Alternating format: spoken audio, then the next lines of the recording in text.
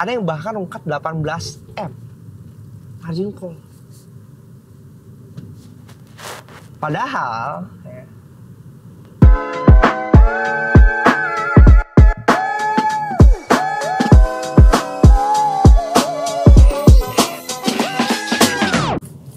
Hai guys, balik lagi sama gue William Sudana. Udah lumayan lama ya kita nggak bikin vlog cerita-cerita di era market ini, karena belakangan lagi sibuk dan really super sibuk. Dan karena belakangan juga gue lagi banyak naik public transport, jadi susah gitu, kita nggak punya setup menggunakan waktu setir ini untuk cerita dan sharing. Oke, tapi kali ini pas lagi ada momentumnya, mari kita cerita lagi. Satu cerita yang baru gue dapetin hasil ngobrol-ngobrol pas ngopi-ngopi sama teman-teman. Gue ada grup yang rata-rata lebih kecil untuk teman-teman yang trading juga. Basically mereka yang waktu itu sempat ikut arah market meet up di awal-awal pertama kali, dan kemudian kita get along, catch up lah udah lama. Kemudian salah satu teman gue ngajak satu orang yang dia ini juga ya seperti biasa lah ya, kalau ada orang baru join itu biasanya jadi korban dari ketidaktahuan dan kefomoan gitu. Probably dari kalian ada juga yang ikutan sih, mungkin menurut gue ya gitu. Tapi kita nggak perlu sebut namanya siapa. Untuk masuk ke dalam grup tersebut, mereka itu harus bayar 100 juta. Oke. Itu hanya untuk masuk doang ya. Belum ini loh, belum ngapa-ngapain. Untuk masuk ke dalam grup itu, setiap orang itu harus bayar 100 juta. Dan banyak yang ikut. Kemudian minimum equity-nya itu berapa ya?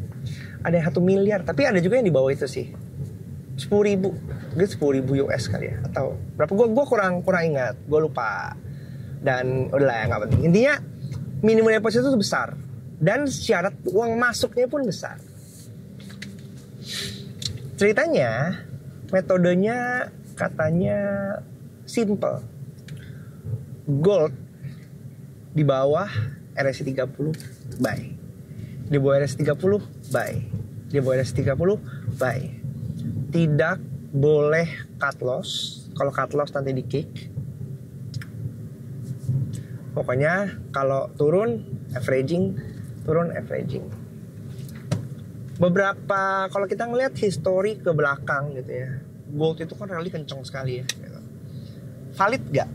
Ini opini gue pribadi. Oke. Valid gak kalau kita bilang gold is always buy, no sell? Setiap kali turun tambah buy lagi, setiap kali turun tambah buy lagi.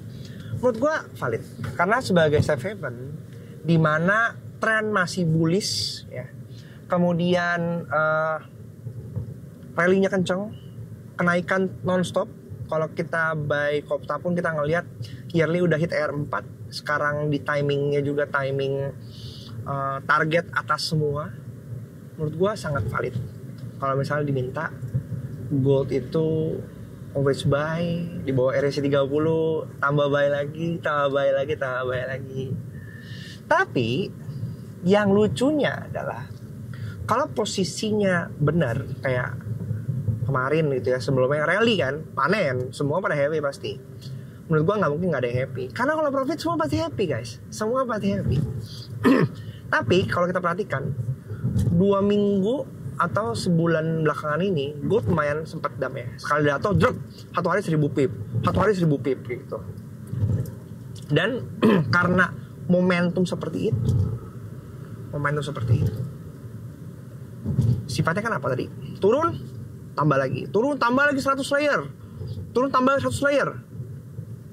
Katanya sih gitu, diinfokannya seperti itu. Satu, nggak boleh cut loss. Kedua, kalau turun tambah lagi 100 layer, bayangin, tambah 100 layer. Masuknya 0,1 lot misalnya.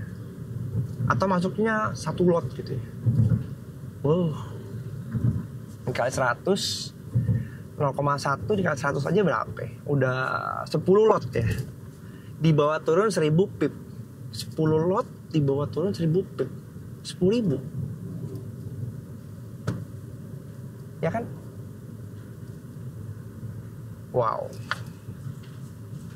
Ngeri. Jadi banyak tuh akhirnya yang rungkat. Ada yang rungkatnya sampai 500 juta ada.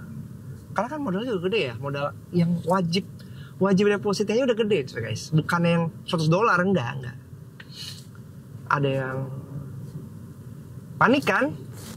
Minta deposit lagi, tambah lagi. Ada yang rungkat 1M, ada yang rungkat 3M, ada yang rungkat 5M, ada yang bahkan rungkat 18M. Margin call. Padahal syarat deposit, syarat masuk udah 100 juta. Margin call. Balik lagi ke konsep dasarnya ya. Apakah salah kalau gold itu always buy? Menurut gue gak ada yang salah. Even kayak gold mau sell pun gak salah gitu. Asal kita tahu area di mana exit, di mana entry ya.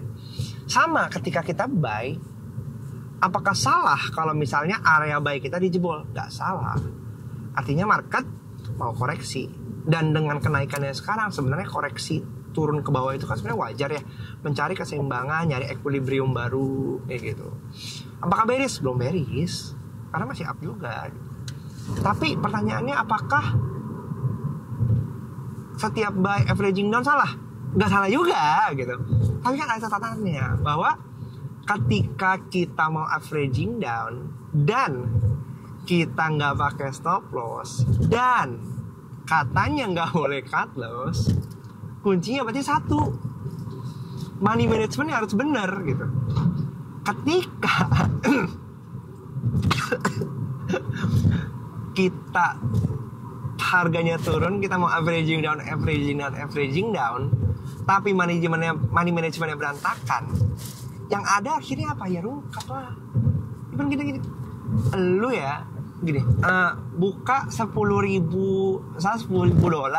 ya, 0,01 lot, nggak pakai stop loss, 1000 pip itu baru berapa sih? Baru $100 kan? Baru $100 kayak gitu. 10.000 $100 ya kecil. 1000 lot nggak ada apa-apanya, 1000 pip nggak ada apa-apanya kalau misalnya money management kita bener. Tapi kalau misalnya money management kita berantakan, ya mau pakai 0,01 lot dikali 10.000 lot ya rungkat juga gitu. Karena apa? Ya simple, karena kita nggak punya manajemen dan resiko manajemen yang bagus. Itu poin pertama dari gua. Yang kedua adalah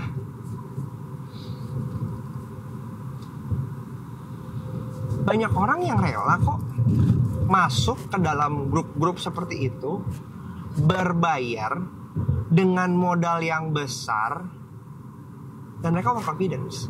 Ini kan balik lagi ya, sama seperti dengan hipotesa yang selalu gue sampaikan, bahwa ketika orang masuk ke dalam satu grup berbayar, akan ada otomatis rasa overconfidence bahwa orang tersebut pasti memberikan sesuatu yang benar.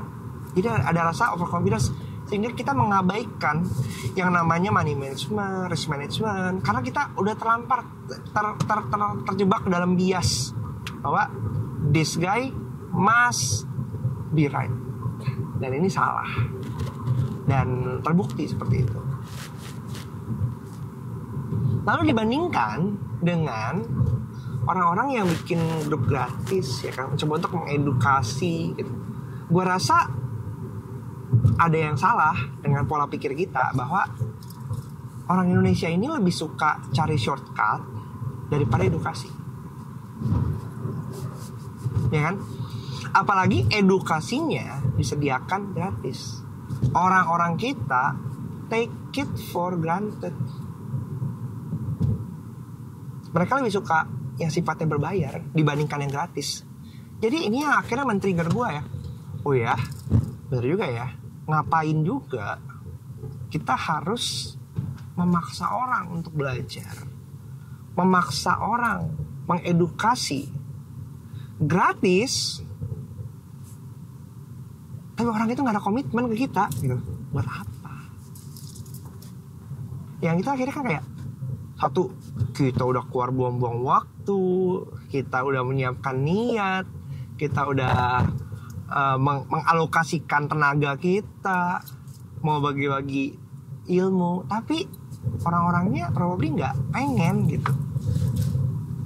Mendingan gue buat sesuatu yang lain dong, yang lebih win-win buat gue dong gitu. Apakah gue capek untuk mengedukasi? Enggak sih. Gue tetap suka untuk mengedukasi. Gue tetap suka untuk menyuarakan hal-hal yang menurut gue benar. Membuka mata orang, menyadarkan orang bahwa di luar sana itu ya emang market itu kejam. Dan trading itu gak untuk semua orang. Even ke orang yang kemarin itu ikut ngopi-ngopi, gue bilang kayak, kalau emang lu gak siap loss, ya udah tinggal aja gak usah trading gitu. Dan kenapa harus trading juga? Apa karena kata orang trading itu menguntungkan dan bisa cepat financial freedom, lu akhirnya ikut-ikutan? Dengan kapasitas lu nggak ya? Lu pun nggak bisa, lu belum bisa gitu. Karena ikut-ikutan. Mendingan lu kerja yang lain, mending jualan gorengan. Lebih untung, modal lebih kecil, resiko lebih kecil, tapi high margin. Daripada ini, high margin tapi high risk.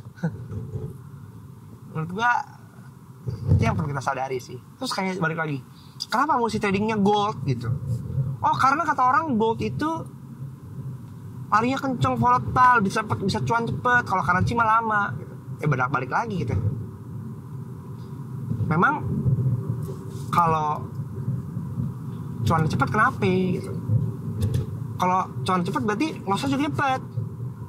Artinya apa? Modal kecil cepet rungkat. Buktinya banyak yang rungkat kan gitu. Is trading for everyone? No. Is trading for financial freedom? No. Seleksi alam. Tapi memang kita demen aja gitu berspekulasi. Selalu akan ada jiwa-jiwa penasaran. Kalau dia bisa, gue juga pasti bisa. Kalau dia bisa pamer-pamer, gue juga pengen pamer-pamer gitu.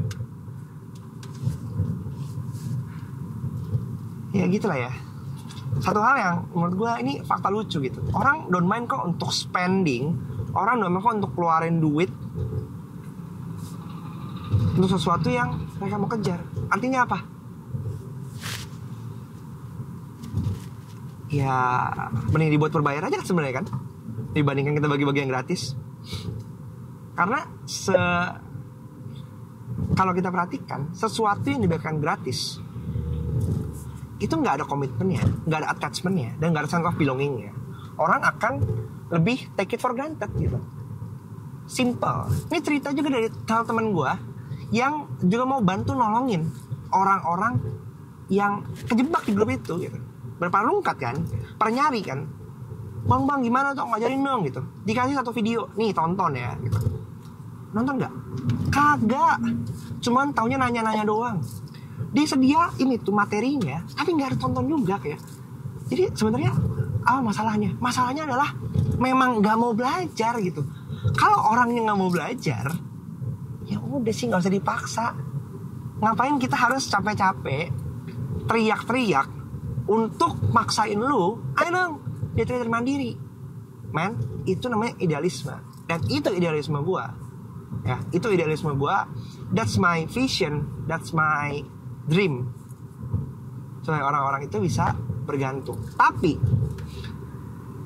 di beberapa video kemarin gue sempat ikut kelas marketing, kelas bisnis. Salah satu pertanyaan yang menurut gue menohok ya. Ketika kita membuat sesuatu, sekarang kita ngelihat pasti udah ada sistem yang berjalan. Apakah yang kita lakukan itu, satu, mau mengubah sistemnya? Kedua, apakah sistem yang mengubah kita? Atau kita diubah sistem? Itu pertanyaan.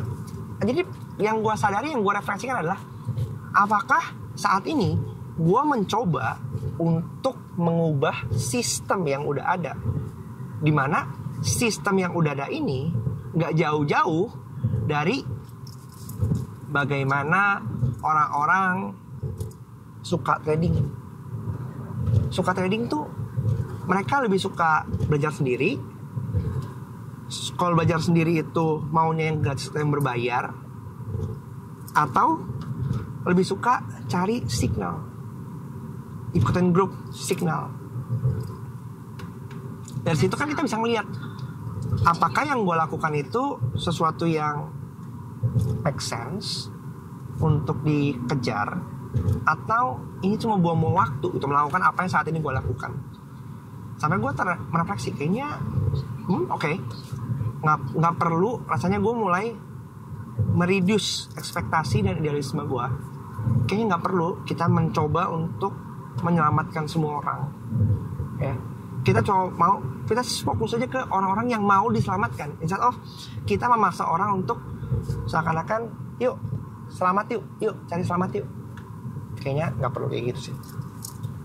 So itu kenapa akhirnya gue berpikir, kalau gitu kayaknya gue nggak perlu deh bikin grup gratis, dimana di grup gratis itu sebenarnya banyak juga orang yang menggunakan nama gue untuk nipu.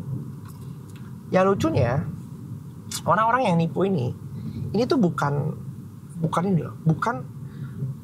cuman sebatas di TikTok, Instagram, bahkan sampai ada yang masuk ke LinkedIn coy, validasi. Sorry bang, mau nanya, ini ada yang japri saya, masukin saya ke grup Telegram atas nama Bang William, ini bener bukan grup kamu? Buka saya TikTok gue, bukan video yang di Instagram gue tuh, udah gue tunjukin bahwa itu bukan, itu scam. Satu, orang make nama gue buat tipu kalian, nyari duit.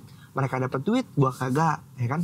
Kemudian mereka, gue keluar tenaga, keluar waktu buat edukasi sana sini gitu ya, buat bagi-bagi pandangan apa yang gue pahamin kayak gitu, suara, bikin konten, teriak, semua segala macam, nggak ada yang peduli juga gitu, cuma segelintir orang juga. Jadi mendingan gue fokus ke orang-orang yang mau aja gitu, yang juga bisa ngasih benefit juga buat gue gitu. Ada kepuasan nggak ketika bisa bantu orang? Oh sangat puas, karena dari awal banyak yang japri, ya kan? Thank you, gue udah bisa sekarang. Thank you, gue bisa begini, gue bisa begitu, gue bisa begini, bisa begitu gitu. Which is good, which is menyenangkan gitu. Bisa melihat orang berprogres ke arah yang lebih positif. Tapi ada kata-kata orang enggak. Jadi ya, mari kita berpikir ulang terhadap apa yang kita lakukan gitu. Karena pada dasarnya gak semua orang mau dibantu, dan gue sadar hal itu gitu. Jadi kayak gak usah kita mengalokasikan tenaga ke yang tidak mau dibantu, karena orang udah gagal pun ya gitu ya, belum tentu mereka mau self repair loh. Jadi ada yang tipenya ya mereka itu cari shortcut lagi gitu, gimana bisa regain lagi, bisa revenge lagi, bisa balik lagi dengan cepat gitu. Which jadi tentu aja kan, that's not my audience. Jadi seperti yang udah gue bilang, bahwa by the end of this year, grup arah market discussion-nya akan gue tutup untuk kebaikan bersama gitu. Supaya apa? Supaya clear, jangan disalahgunakan, dan kita fokus aja ke mereka-mereka yang mau belajar. Bentuk programnya seperti apa?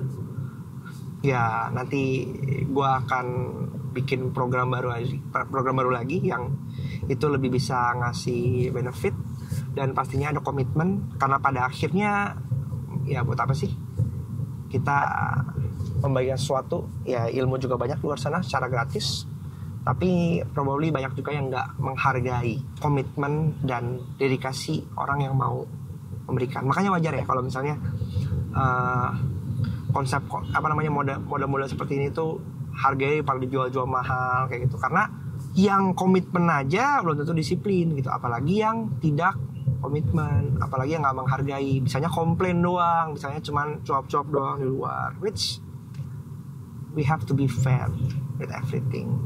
If you wanna grow, if you wanna have a better life, if you wanna have progress, success, sesuatu yang bisa membuat tuh bangun dari kegagalan lu, ya harus ada satu hal yang lu korbankan gitu. Gak ada namanya freelance, so kira-kira begitulah guys. Oke, so jadi segitu aja video gua kali ini. Buat kalian yang punya pandangan lain silahkan tulis kolom komen, dan semoga kita semua bisa apa ya bisa terbebas, bisa mengontrol diri dari tawaran-tawaran yang tidak menguntungkan seperti itu ya. Anyway, kayak gitu aja. Bye, thank you.